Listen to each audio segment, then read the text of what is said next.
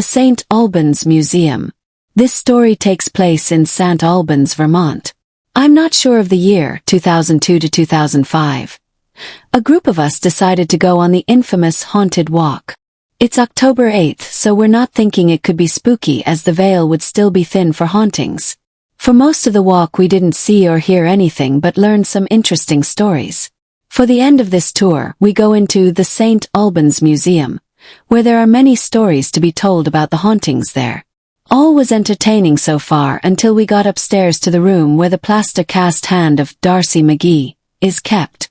As soon as we had climbed up to this floor, a couple of us on the tour commented on this nauseous feeling, but then it quickly passed. I chalked it up to climbing up the stairs and didn't think much more about it.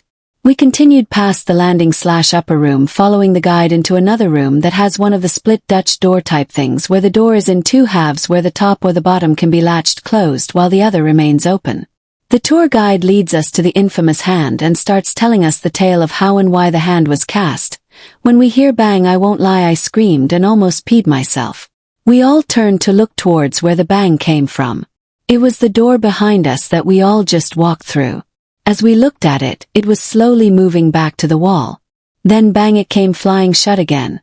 This time the top half of the door swinging back after the bang while the bottom half stayed closed. Then click as the bottom half slowly opened, then swung back.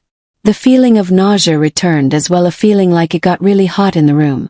We turned to look at our tour guides and they just looked pale green and commented on how in all the years they've done that tour they hadn't seen this happen. So needless to say, we're all a little shaken up. We finish up with that story and head back down to the gift shop where they had refreshments. I've asked other people who've been on that tour since, and they all say they hadn't experienced that type of episode at the museum.